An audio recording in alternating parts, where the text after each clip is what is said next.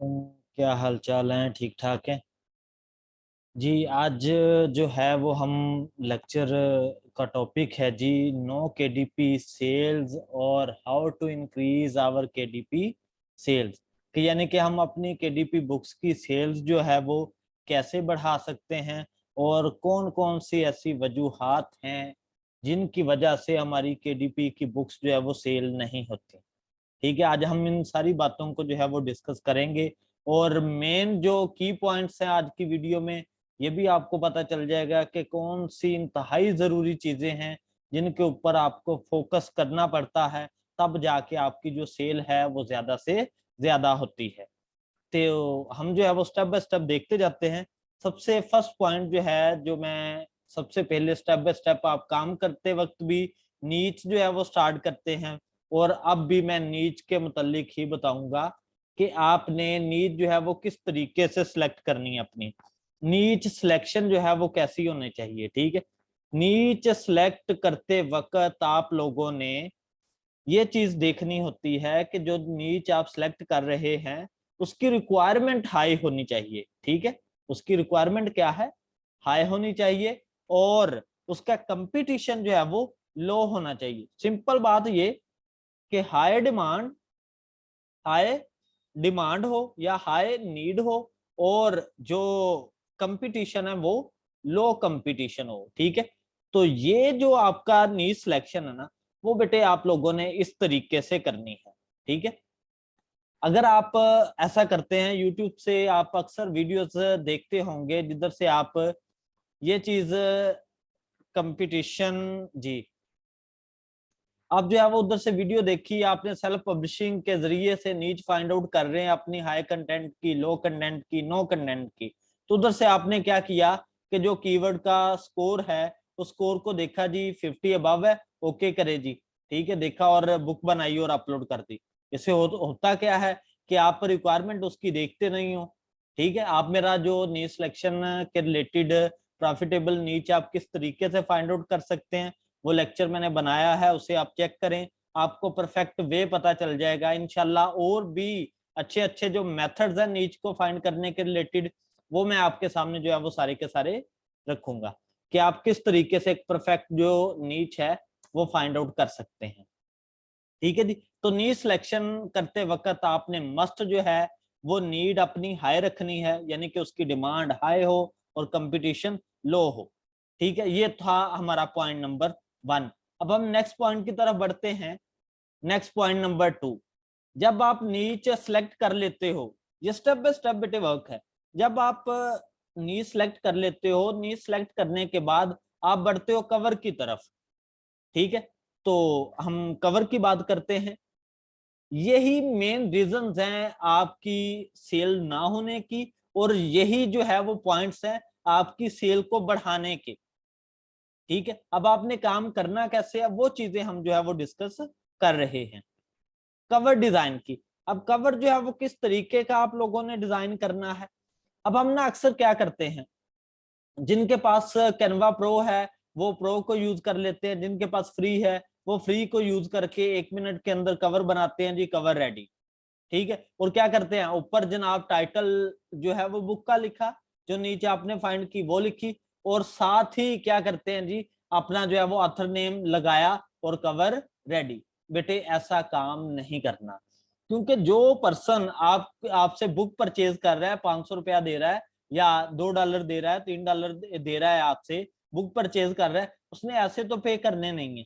उसने ए टू जी सारी चीजें देखनी है कि जो वो चीज परचेज कर रहा है वो चीजें उसकी रिक्वायरमेंट के मुताबिक है। तो कवर के ऊपर बेटे आप लोगों ने क्या करना है, टाइटल मेंशन करें, टाइटल के साथ सब टाइटल भी मेंशन करें, ताकि उसकी अट्रैक्शन ज्यादा बढ़े, उसे पता चले कि कितना जो है वो ज्यादा, जितना ज्यादा बेटे यूजर सेटिस्फेक्शन होगी ना, उतनी ज्यादा आपकी सेल बढ़ेगी। तो कवर के ऊपर आप टाइटल भी लगाएं, आप सब टाइटल भी जो है वो मैनेज करें। ठीक है, आप उसे थोड़ा सा क्लियर करें, अपनी बुक की जो आपने बुक में इंटीरियर लिखा है, जो मवाद लिखा है उसके मुतालिक कवर के ऊपर जो है वो लगाएं, ताकि यूजर को पता चले कि जो उसकी रिक्वायरमेंट है वो आपकी बुक पूरी कर रही है। ठीक है, तो ये आपने बेटे पॉइंट नंबर 2 में जो है वो काम करना है। ठीक होगी बात। तो कवर जितना आपका अच्छा होगा उतनी ज्यादा सेल भी आपकी बढ़ेगी। यही वजह होती है सेल ना होने की भी। कवर डिजाइन की हम क्या करते हैं, सिंपल कवर डिजाइन करते हैं, टाइटल लगाया, ऑथर नेम लगाया, कवर रेडी। ऐसा काम बेटे नहीं करना। ठीक है, अब थर्ड पॉइंट की तरफ बढ़ते हैं। अब जो चीजें आपने कवर के ऊपर लगा दी, ओके हो गया जी। उसके बाद हम पॉइंट नंबर 3 जो है वो बात करते हैं आपकी डिस्क्रिप्शन की। इंतहाई इंपॉर्टेंट पॉइंट है। ठीक है, और यही जरूरी जो है वो चीजें हैं आपकी एक बुक के अंदर, जो कि अभी मैं पॉइंट्स आपको बताने जा रहा हूं जो हमारे कैरी ऑन है। ठीक है, डिस्क्रिप्शन की बात हो रही है, तो डिस्क्रिप्शन जो है वो किस तरीके की होनी चाहिए। डिस्क्रिप्शन बेटे, मैंने डिस्क्रिप्शन का एक लेक्चर जो है वो बनाया हुआ है, आप उस लेक्चर को जाके विजिट कर सकते हैं, देख सकते हैं। मैंने A to Z डिस्क्रिप्शन किस तरीके से आप लोगों ने राइट करनी है, डिस्क्रिप्शन राइट करते वक्त कौन सी स्ट्रेटजी आपके माइंड में होनी चाहिए, ठीक है, वो सारी की सारी स्ट्रेटजी मैंने बताई है। क्योंकि जब भी क्लाइंट आपसे बुक परचेज करने लगता है, वो डायरेक्टली आपका कवर देख के बुक परचेज नहीं करता, वो सारी चीजें जो है वो रीड करता है, वो अच्छे से ऑब्जर्व करता है कि क्या जो बुक वो परचेज करने जा रहा है क्या वाकई ही में वो उसकी रिक्वायरमेंट के मुताबिक बुक है। ठीक है, तो आपने अपनी डिस्क्रिप्शन के अंदर यूजर को सेटिस्फाइड करना है। अब यूजर को सेटिस्फाइड ऐसा भी नहीं करना कि आप उधर डिटेल लिखने बैठ गए, नो, ऐसा कभी नहीं करना। डिस्क्रिप्शन का लेक्चर मैंने दिया है, उसे आप देखें, आपको पता चल जाएगा कि डिस्क्रिप्शन आपने कैसे राइट करनी है। ठीक है, इसके ऊपर भी फोकस करना है, 2 मिनट के अंदर डिस्क्रिप्शन लिख के साइड पे नहीं हो जाना। ठीक है, इसके ऊपर टाइम लगाएं, जितनी ज्यादा अच्छी डिस्क्रिप्शन होगी उतनी ज्यादा बेटे आपकी सेल भी होगी। डिस्क्रिप्शन अच्छी ना राइट करने की वजह से भी हमारी सेल जो है वो स्टॉप होती है। ठीक है, इसलिए हम आपने अपनी डिस्क्रिप्शन को अच्छे से राइट करवाना है। आप मेरा लेक्चर जो है वो देख सकते हैं डिस्क्रिप्शन के मुतालिक। ठीक है, अब पॉइंट नंबर बेटे 4 की बात करते हैं। 4 पॉइंट क्या है आपका, इंटीरियर। ठीक है, जो कि इंतहाई इंपॉर्टेंट चीज है, आप इस चीज के ऊपर फोकस इतना नहीं करते। ठीक है, क्या आपका इंटीरियर क्या है। फॉर एग्जांपल आपने जो टाइटल बनाया है, क्या आप जो अंदर मवाद लिख रहे हैं वो सेम एज सच आपके टाइटल के मुताबिक है, जो आपने कवर डिजाइन किया है कवर के मुताबिक है। जैसे हम बात करते हैं हाई कंटेंट आपकी बुक्स हैं, ठीक है, ऐसा जब हमने पब्लिक डोमेन से बुक्स उठाई, ठीक है, उन्हें हल्का सा जो है वो रीराइट करवाया और टाइटल ऑथर नेम कवर पे लगाया और जनाब ऐसा बुक जो है वो पब्लिश करवा दी। ठीक है, तो हाई कंटेंट की आपको बता दूं बात के सेल जो है वो स्टॉप होती है। ठीक है, अमेजोन जो है वो सेल अलाउ नहीं कर रहा हाई कंटेंट की। ठीक है, क्योंकि जितनी उसकी कॉपीज है उससे ज्यादा कॉपीज जो है वो आती जा रही है। आपने क्या करना है, अगर हॉरर के रिलेटेड आप कोई भी बुक लिख रहे हो तो आपने इंटीरियर जो है वो उसके मुताबिक राइट करवाना है, जो कि आपका मेन टाइटल है। उससे हटके आपने कोई भी बात नहीं करनी, क्योंकि आप अमेजोन जो है वो खुद अलाउ करता है थोड़ी सी बुक जो है वो 30% 20% जो है वो बुक पढ़ी जा सकती है, बुक जो है वो देख सकता है यूजर भी। ठीक है, तो इसलिए उसने थोड़ी सी बुक को आपकी रीड करेगा, जितना उसका इंटरेस्ट डेवलप होगा आपके इंटीरियर के साथ उतना जो है वो आपकी सेल होने के चांसेस ज्यादा इंक्रीज होंगे। इसलिए आपने अपना जो इंटीरियर राइड करवा रहे हैं वो पॉइंट टू पॉइंट जो है वो होना चाहिए, बिल्कुल आपके टाइटल के साथ मैच होना चाहिए। ऐसा कभी नहीं करना कि टाइटल आपने कुछ और दिया है और इंटीरियर जो अंदर राइड करवा रहे हैं वो बिल्कुल ही डिफरेंट टाइप का है। ठीक है जी, आपने यूजर की रिक्वायरमेंट के मुताबिक जो है वो चलना है। इधर हम बात करते हैं कि जो आप नीच फाइंड करते हैं वो किस लिए फाइंड करते हैं, वो इसीलिए फाइंड करते हैं ना कि यूजर की रिक्वायरमेंट क्या है। अब आपने नीच फाइंड की, यूजर की रिक्वायरमेंट तो आपने देख ली, टाइटल तो अच्छा ढूंढ लिया, अब यूजर की रिक्वायरमेंट के मुताबिक आप उधर जो है वो मटेरियल ना राइट करवाएं। ठीक है, तो फिर भी यूजर जो है वो आपकी बुक को परचेज जो है वो नहीं करेगा। इसलिए आपने इंटीरियर के ऊपर भी फोकस करना है। ये हमारा पॉइंट नंबर 4 है। अब नेक्स्ट पॉइंट की तरफ बढ़ते हैं। ठीक है, पॉइंट नंबर 5 जी। पॉइंट नंबर 5 कीवर्ड्स का। मैंने कीवर्ड्स के रिलेटेड लेक्चर जो है वो पहले भी 2 बना चुका हूं। ठीक है, इंशाल्लाह नेक्स्ट से नेक्स्ट न्यू मेथड जो है वो मैं लेके आऊंगा कीवर्ड्स के रिलेटेड भी। अब बेटे इसमें सिंपल सी बात है कि जितने लोग जितने अच्छे आप कीवर्ड्स जो है वो इस्तेमाल करेंगे उतने ज्यादा चांसेस हो जाते हैं आपकी बुक के सेल होने के। यानी कि अच्छे कीवर्ड्स होंगे तो बहुत ज्यादा जो है वो लोग उसे विजिट करेंगे, जितने लोग उसे विजिट करेंगे उतने ज्यादा सेल के चांसेस है। इसलिए जो आपने कीवर्ड्स लगाने हैं वो भी बकायदा एक मेथड से प्रॉपर फाइंड करके अच्छे से, ठीक है, तो फिर आपने लगाने हैं। कीवर्ड्स भी खुद से जो है वो राइट नहीं करवाने। जैसे अक्सर लोग क्या करते होंगे कि आपने हाई कंटेंट की बुक बनाई, ठीक है, जैसे मैं बात करता हूँ हिज लास्ट बो, एक बुक है, ठीक है, आपने टाइटल दिया हिज लास्ट बो, उसके बाद नेक्स्ट जो है वो कीवर्ड आपने राइट करवाया हिज लास्ट बो एनोटेटेड, उससे नेक्स्ट वाला राइट करवा दिया हिज लास्ट बो इलिस्ट्रेटेड, उसके नेक्स्ट वाला करवा दिया जी दूसरा हिज लास्ट बो साथ में ऑथर नेम, ठीक है, फिर जो है वो फिक्शन बुक स्टोरीज और शॉर्ट बुक स्टोरीज, ठीक है, एडवेंचर बुक स्टोरीज या एडवेंचर बुक्स, फिक्शन बुक्स, इस तरीके से बेटे, इस तरीके से इन कीवर्ड्स का कंपटीशन ही बहुत है। कीवर्ड मीन आपका नीच ही। जब आपने बेटे कीवर्ड भी फाइंड करने हैं तो आपको जो पॉइंट नंबर 1 मैंने बताया नीच सिलेक्शन का, तो सेम एज सच आपने कीवर्ड्स में भी यही काम करना है कि डिमांड हाई हो और कंपटीशन लो हो।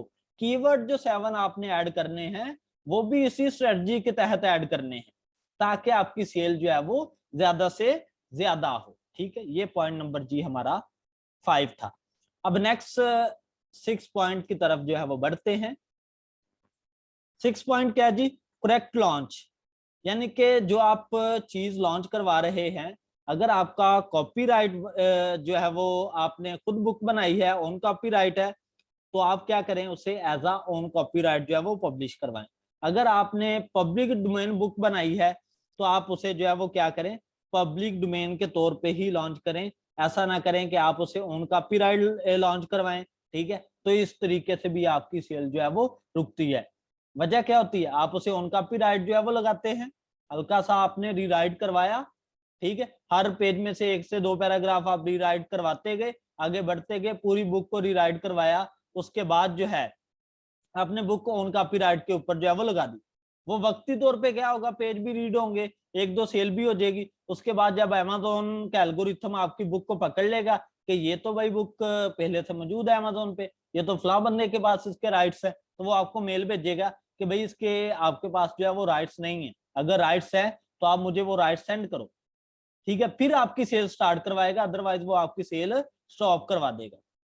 ठीक है, हम करते हैं हाई कंटेंट पे वर्क और साथ में पब्लिश भी ऑन कॉपीराइट करते हैं, जिसकी वजह से प्रॉब्लम आती है। वक्ती तौर पे तो आपकी सेल स्टार्ट होती है लेकिन बाद में स्टॉप हो जाती है। रीजन ही बेटे ये है, जब आप अपना जाती वर्क करेंगे तो फिर आपकी बुक ऑटोमेटिकली सेल होगी। अगर बेटे पब्लिक डोमेन काम है तो उसे आप पब्लिक डोमेन ही रखें। अगर आप ओन कॉपीराइट लगाएंगे तो वक्ती तौर पे तो अमेज़न आपको लाइव करवा देगा, थोड़े बहुत चांसेस हैं, ठीक है, अदरवाइज वो आपकी बुक को ब्लॉक करवा देगा, स्टोर भी बंद हो जाएगा। ये सारे सीन्स होते हैं जब भी आप पकड़े गए। इसलिए आपने लॉन्च करते वक्त बुक को अच्छे से जो है वो देखना है, मस्ट एक्यूरेट जो है वो लॉन्च करवाना है। अब हम जो है वो अपना लास्ट पॉइंट जो है वो देखते हैं। लास्ट पॉइंट क्या है जी हमारा? Point number 7, marketing. ठीक है, कि आपने अपनी बुक की मार्केटिंग जो है वो ज्यादा से ज्यादा करनी है।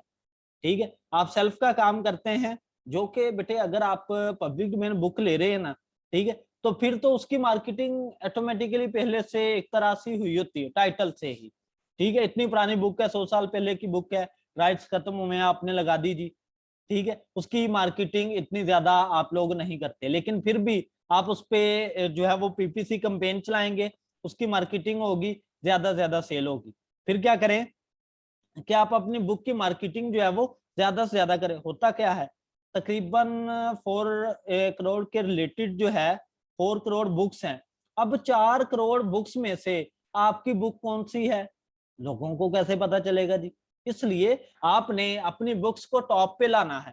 किस तरीके से लाना है? वो मार्केटिंग के जरिए से आप जो है वो अपनी बुक को टॉप पे ला सकते हैं। और मार्केटिंग किस तरीके से आपने करनी है, कौन कौन सी स्ट्रेटजीज इस्तेमाल कर सकते हैं आप मार्केटिंग करते वक्त, वो इंशाल्लाह मैं आपको जो है वो नेक्स्ट वीडियो में मार्केटिंग के रिलेटेड वीडियो बनाऊंगा। उसमें आप देखिएगा कि आप किन किन तरीकों से अपनी बुक की जो है वो मार्केटिंग कर सकते हैं। तो ये था जी हमारा आज का लेक्चर। जज़ाकल्लाह जी।